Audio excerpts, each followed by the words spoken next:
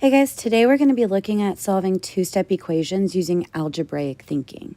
So far we've used algebra tiles and other representations, and today we're going to connect that with a system or an algorithm of thinking that we can use. So I see our first equation as 2x minus 3 is equal to 1. If I was using my algebra tiles, I would need to create zero pairs, and I would want to create zero pairs with the units that are on the same side as the variable. So I see I have a negative 3. In order to create a zero pair, I need to have 3 positives. And because I do it on one side, in order to keep balance, I will put 3 positives on the other side as well. And now I simply need to simplify. That negative 3 and positive 3 makes that zero pair. So I'm only left with the 2 x's on the left-hand side. And my positive 1 combined with my positive 3 is a positive 4. So now I have 2 x's is equal to 4. And if you think of how we were solving it with our algebra tiles, it would look like this. We would have 2 x's equal to 4 positives. And that would be the time that we would then go and share all these units equally with the x's. Well, when we share things equally, that is just division.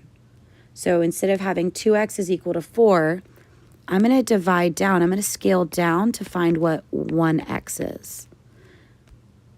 So I would divide both sides by 2. So 2x divided into 2 groups gives me just 1x, and 4 divided into 2 gives me 2. So I see that each x has a value of 2, which I can check. So they gave me this original equation of 2x minus 3 is equal to 1. And when I solved it, I got that x had to be 2. So I can take away this x right here and substitute in the 2 that I solved for. And it should make an equal statement.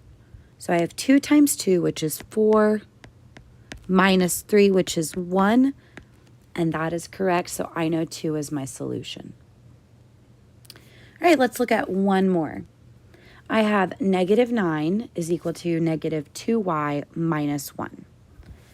So again, I want to take a look at the side of my equation that has my variable, and I want to make some zero pairs.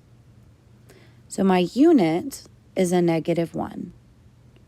In order to create a zero pair with that, I will have to add 1. And if I do it on one side, I know I want to do it to the other because I need to keep the equation balanced. So now when I go to simplify my equation, I know that negative 9 plus 1 is negative 8. And that will have to equal that negative 2y has not changed. But negative 1 and positive 1 did cancel because they made a zero pair. So now we're left with negative 8 is equal to negative 2y. And if we think of how this would have been modeled with our tiles, we would have 8 negatives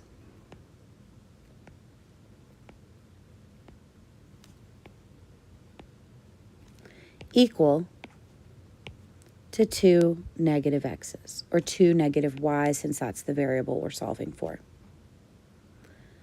And this again is when we would equally share. I would say, hey, these 8 negatives, I can share 4 of them to each negative x. So I'm dividing into 2 different groups. So when I'm dividing into 2 groups, I get that negative 4 is equal to a negative y. But remember what that looked like when our tiles, that negative y being equivalent to 4 negatives, that was when we flipped our tiles because we did not want a negative variable. So I can find the opposite of negative y, which is a positive y. And the opposite of negative 4 is a positive 4.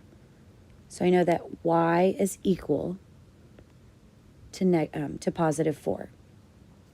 Another way that we could have done that is saying, okay, hey, I'm solving using inverse operations.